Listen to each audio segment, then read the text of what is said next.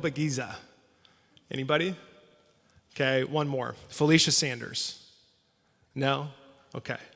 Don't worry. Don't feel bad for not knowing these. And as I tell their story, you might realize that you are familiar with them. But if we actually think about Brant here on the left, his brother was killed, and in the courtroom, he said, I forgive you, and even gave a hug to his brother's murderer.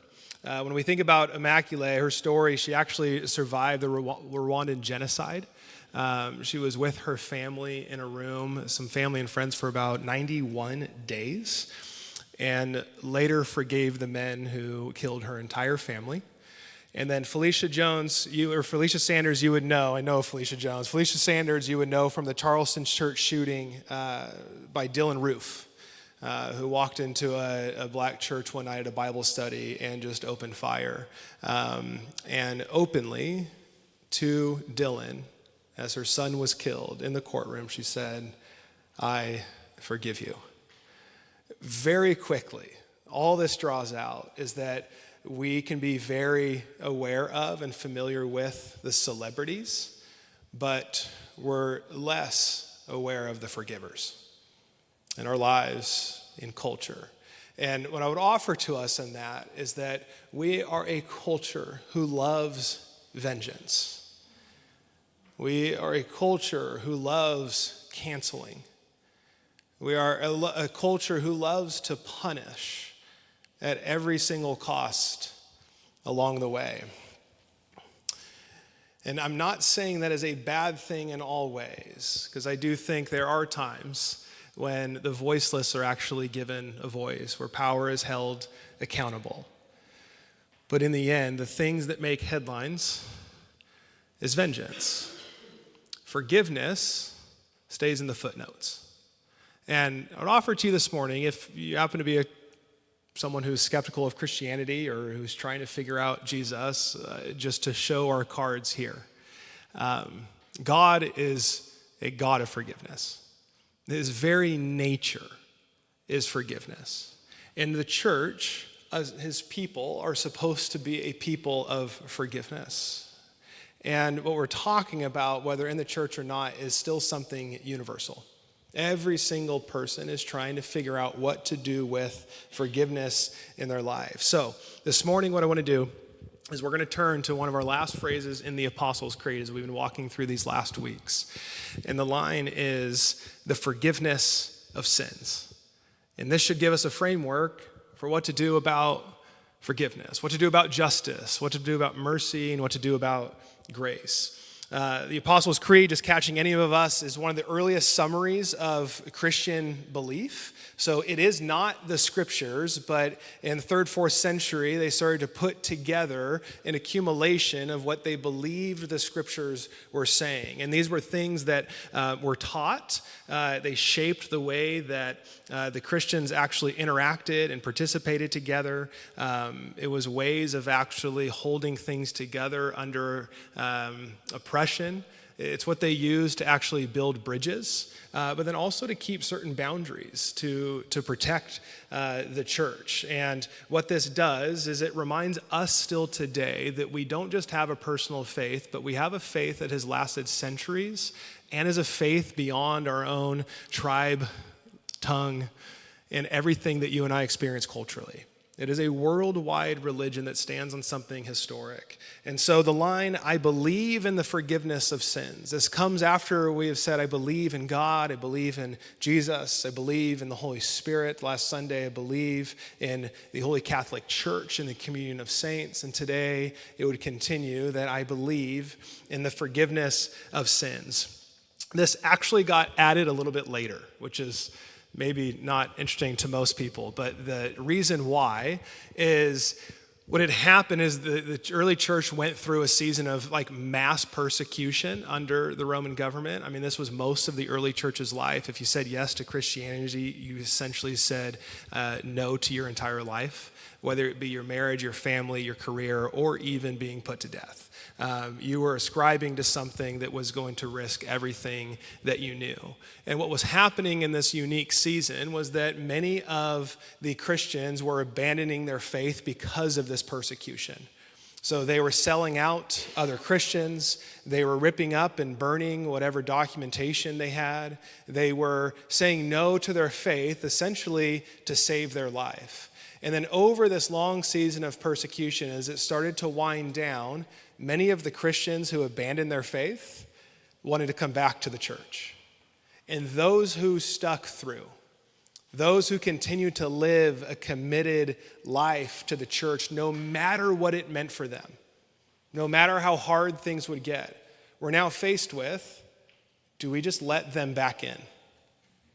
They once said they were Christians, but when things got hard, they said they were not. But now that things are okay, they want back in. They had a very big decision to face, and this was one of the things in which they had actually used, I believe, in the forgiveness of sins, because you can imagine the tension that this created. While not as serious, a cultural moment we could think about is Simba. After his father was killed, he runs away from his calling and staying a part of the kingdom. But you can remember the time when he came back. And it wasn't just easy. There's a lot of mixed thought and mixed emotion of, do we allow Simba back? Is he our king or is he not? Every single little character in most of the Disney movies oftentimes have a moment like this. St. Augustine of Hippo, he was one of our earliest church fathers.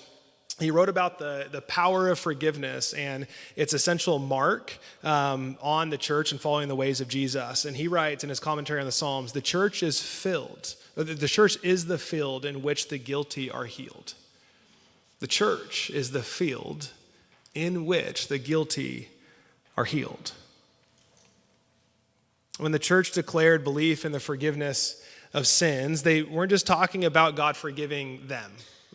Personally, they were saying that forgiveness would be the foundation that the church would actually be built on.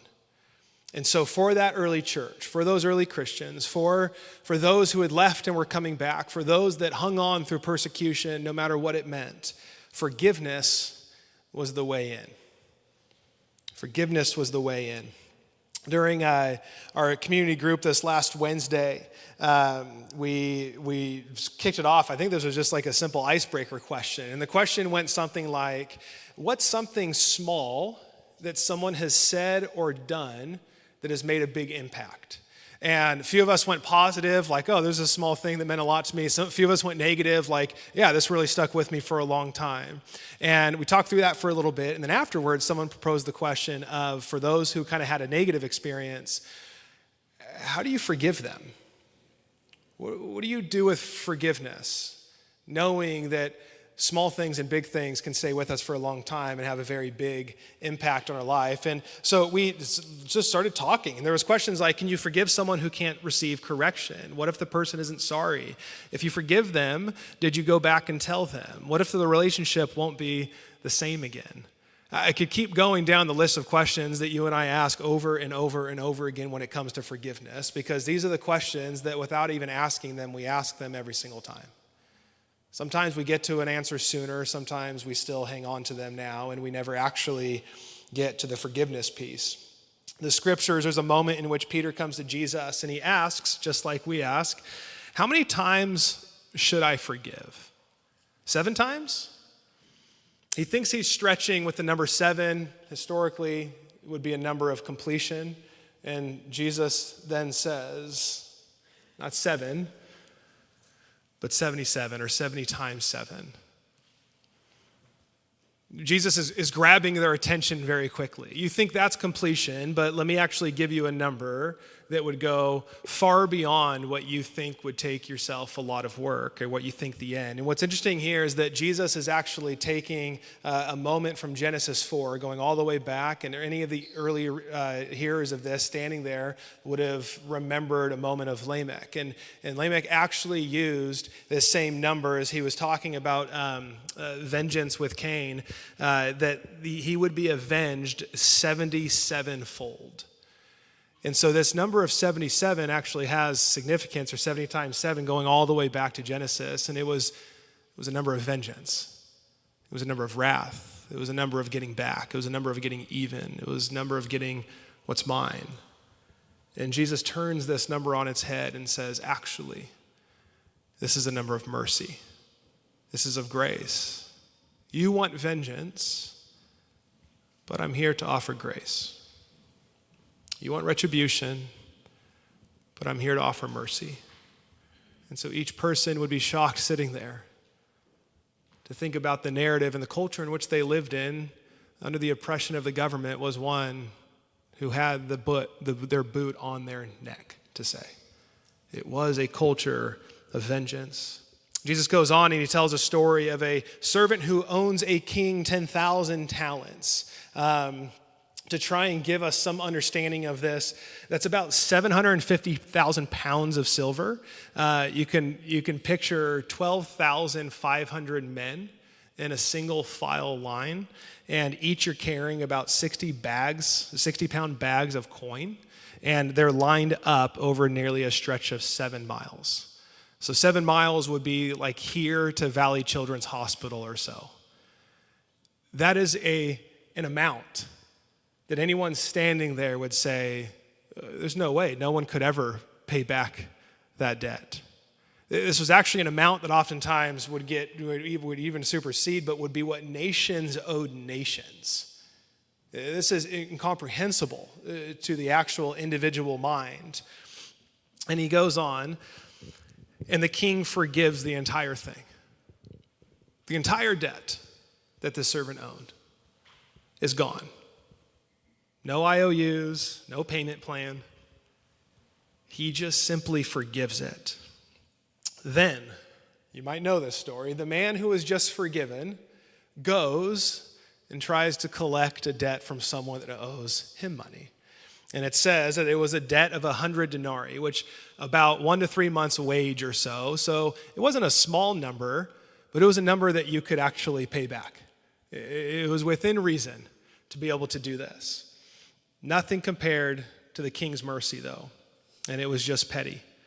The man who is forgiven everything refuses to forgive little.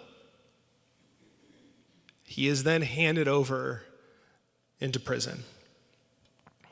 And not just judicially, but also spiritually.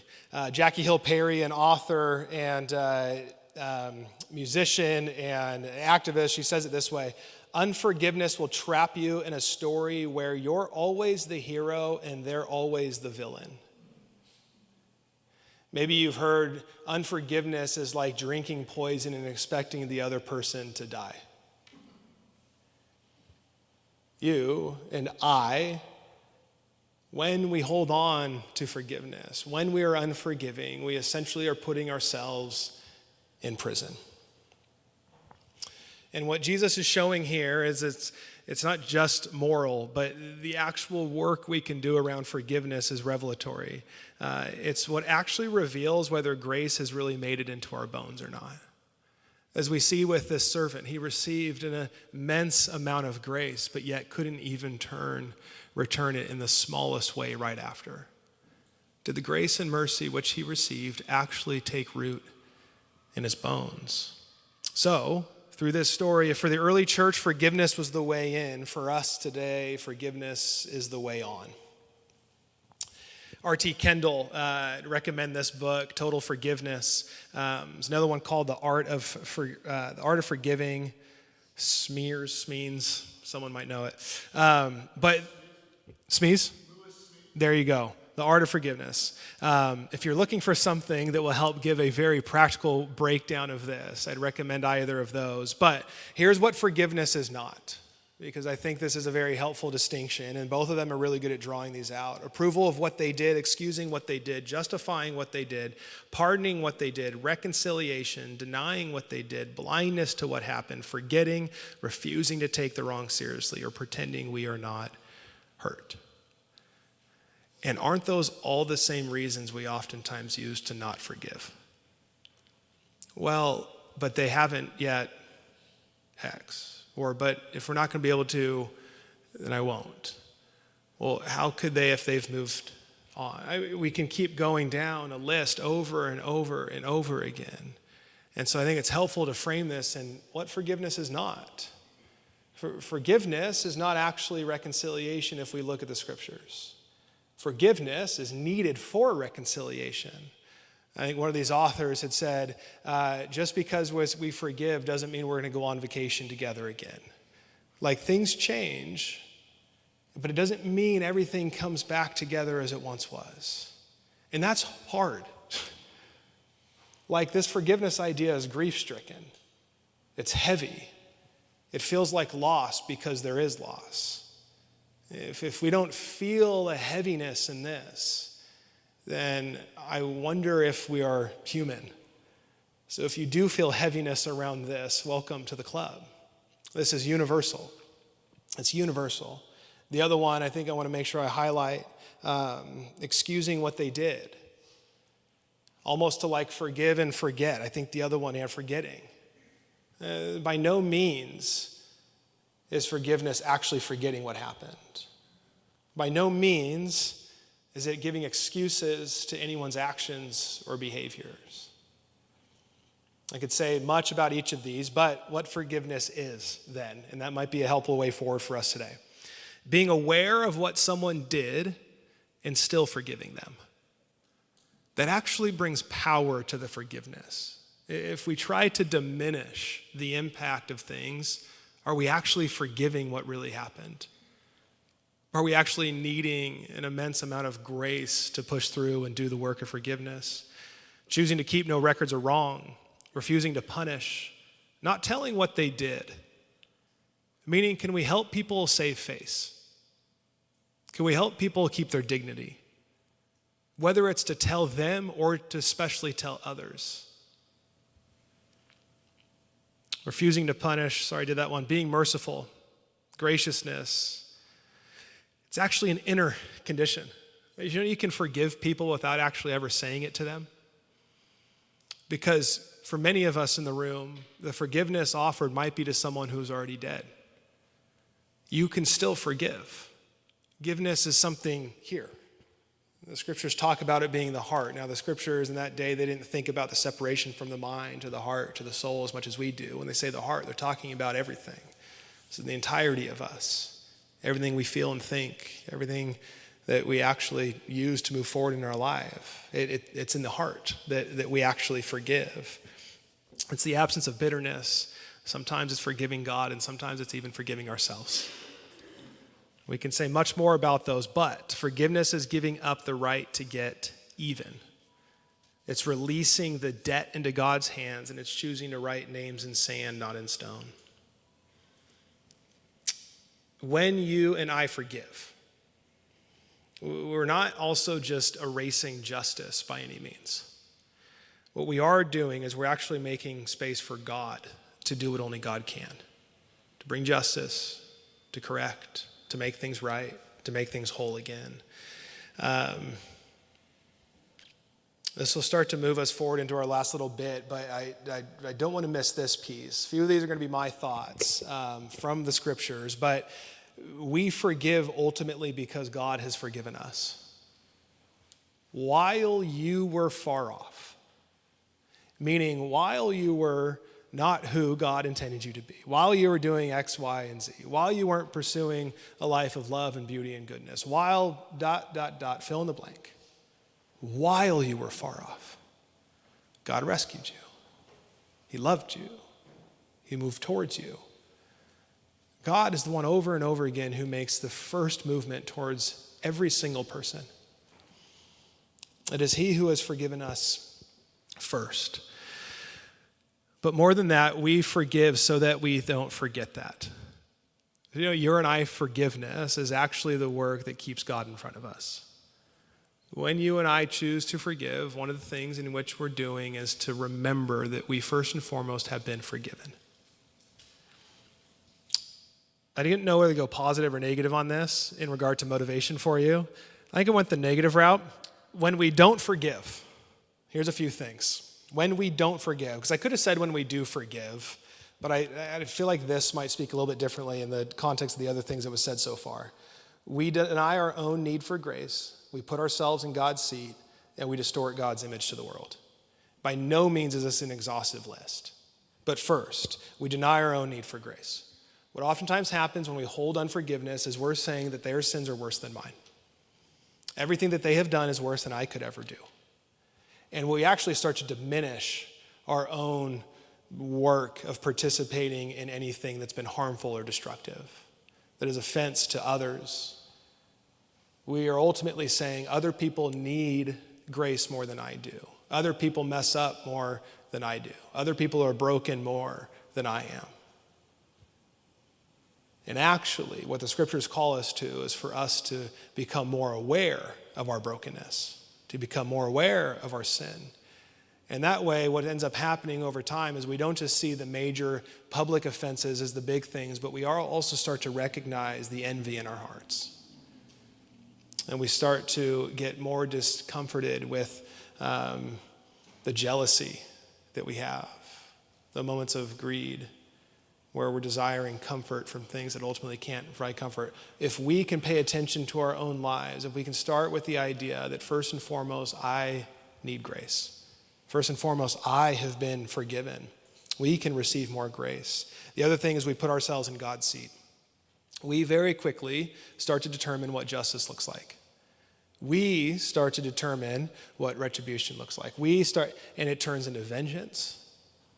It rides the moment of cancel culture. We become God pulling the strings in other people's lives. We become God, like so many other areas in our life. The last one, we distort God's image to the world.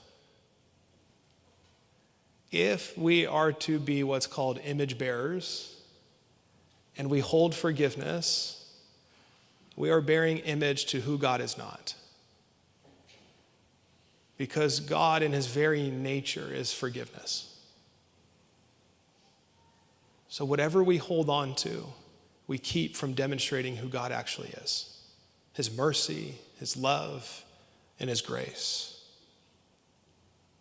Forgiveness is the ultimate way in which we can display who God actually is and how he's meeting every single person, however far off you and I may think.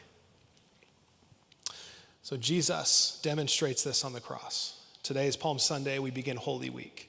Our Good Friday service will help us step into the humanity of what happened over this next week so that we don't just skip ahead to the hoorah of Easter, but we actually try to embrace the pain and the grief and the wickedness that Jesus actually entered into for you and I, for every single person, even those you like and don't like, those that you have a hard time with, those that you disagree with, those in whom you've deemed evil. And as he hung on the cross, suspended between two others with nails in his wrist, he said, "Forgive them." As people beat and hurled insults and abandoned, his words were, "Forgive them, for they know not what they do." Over and over again, we see God being demonstrated by Jesus and sometimes by those in the scriptures. That's what I love about the scriptures. It's like our life. We get it wrong like most of the time. We see people fail over and over and over again. And this is why paramount to all things seems to be forgiveness. It's because we can be drawn back to a God who has first moved towards us. So I believe as God sat there in Jesus on the cross and he just forgave everyone, that's not fair. That doesn't feel fair. It doesn't feel like people get what they get. But ultimately, it's finished. The person next to you has already been forgiven. The person that is on the other side of you has already been forgiven. The gap in between you and someone else has already been forgiven. And so therefore, the way in is the way on. And the way is forgiveness. If the way in for the early church was forgiveness, the way on for all of us is forgiveness. Jesus prayed, or invited us to pray for those who persecute you.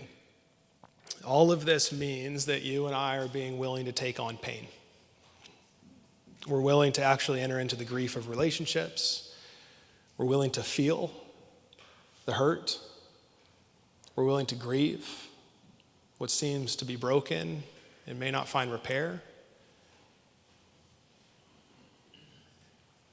You can have the questions of, how could I ever forgive them? These could be small things like a bit of gossip to those that have been entirely violated by somebody. Small and big. It's painful. There's tears in eyes. Oscar Romero actually says there are many things that can only be seen through the eyes which have cried. Bonhoeffer said forgiveness itself is a form of suffering. But is it not through suffering that we actually find the most transformation? The scriptures point to it. Science now points to it. The amount of work we try to do to avoid suffering is actually counter to our own growth and formation. The way through suffering is the way to growth and the way to change. And forgiveness should feel like a bit of suffering, because what you're doing is you're dying. You're dying to yourself. You're dying to your imagine of what was. You're dying to your expectations of others. You're dying to the belief that what's so different about us in the church right now is we have, call it less boundaries as maybe the early church in. The early church, actually, if I was working with someone beside me and I wanted them to become part of a church, I would have to bring that person and I would have to actually speak on their behalf to the council of leadership and say, this is my friend and they deserve to be a part of the church. Here's their life. Because the church had to actually protect what was becoming theirs from Roman government, from certain religious leaders who did not like them following the ways of Jesus. So we have greeters for 15 minutes at the front door. That's about like our barrier to church these days, right? Like we don't have them. But I believe our barrier is now what happens when we're offended by those in the church. That's our greater one. You know it personally. I know it personally. Now all of a sudden we expect perfection from one another. We expect perfection from other people, in the church or not. It's almost as if like we've started to create a false idea of who people are supposed to be in our lives. And then we hold the actions, the behaviors, or the words over them. And that doesn't mean we just let things go. Again, we went back to what forgiveness is not. But I would believe for us, for me, for you, like right now, who do you need to forgive? Who's coming to mind? Because you and I are dying to ourselves every time we choose to enter into forgiveness. Because the way to forgiveness was death. It was Jesus hung on a cross, saying, forgive them. And so a few practical things for this week, and then I'm going to invite us into a practice. Actually, I'm going to have the worship team come up. Maybe for you this week, maybe what's coming up for you is a person. Maybe what's coming up for you is God. And maybe what's coming up for you is yourself. There's someone in which you have unforgiveness towards. Maybe it's God who takes the blame for the things in your life and you have unforgiveness towards. Maybe it's the guilt and shame from your own life, your own actions, that you haven't even forgiven yourself. And that weighs on you week in and week out. And so whatever your form is in that, I think a practice to take on is different steps for different people. But maybe for you, and this might be the hardest one, to begin praying for the person that hurt you. To just begin praying. And not, God, get them. But like, God bless them. God bless them. May you show up in their life. May you experience your kindness and your grace and your love and your mercy.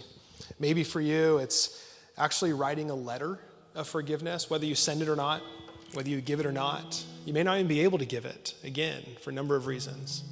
But maybe it's just to write a letter and just put the forgiveness into words on a piece of paper that you can do whatever you want with. Fold it, burn it, I don't know. But just move it from here to here.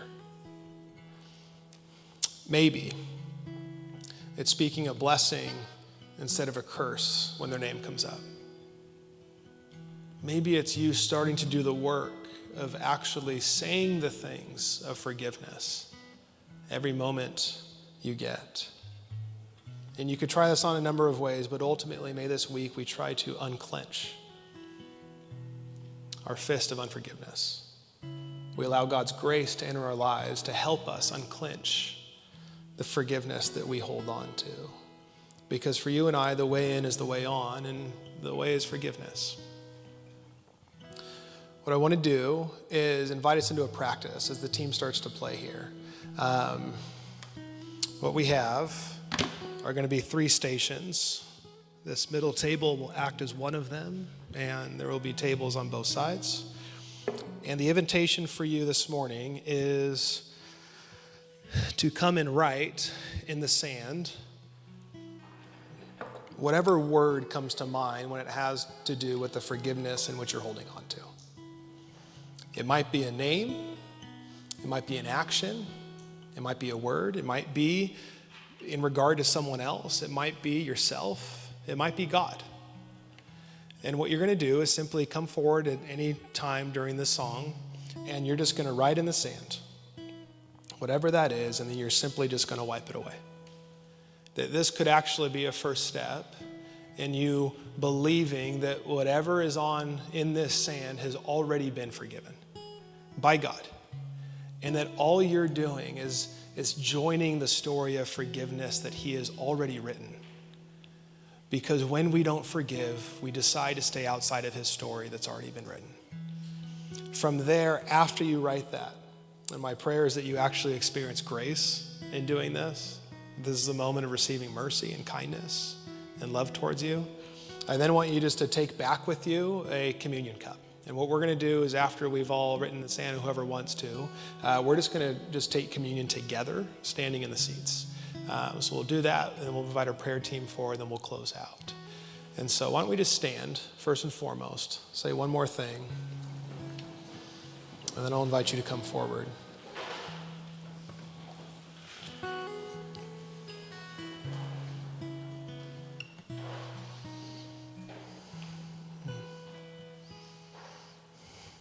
Not all hours are the same. This is a phrase I heard a while ago. Spoke at my middle school. That was a weird feeling. Being in rooms now where I was there and then none of them are alive when I was there, like officially old enough. And as I spoke to this bunch of, I don't know, there's probably 60 kids in there that are athletes and a part of this FCA thing. And I just invited them to stand if they wanted to say yes to something. And you've heard me say probably a number of times that those who devote themselves to themselves eventually lose themselves. But those who devote themselves to something greater than themselves will actually have more to show for themselves than themselves. You'll remember that well. And I asked them just to stand, that you would actually be choosing to be a part of something greater than yourself. And that each of them would have the opportunity to show up for more than themselves. And I think this is one of those moments too, because you and I cannot do forgiveness on our own. I am too petty. I am too weak. I remember too much in the wrong way. Over and over again, the only way I've ever experienced forgiveness is because God's grace has met me. And I've been reminded that I first and foremost have been forgiven. And they also, first and foremost, have been forgiven. So this is a moment in which you and I are choosing not to live for ourselves, and that we're joining something greater for ourselves. So as this song plays, again, you come up, write whatever resonates with you. May you wipe it away, remembering God's free gift of grace and the work that he has already done. Hang on to your communion cup, and it'll just come back up in a couple minutes.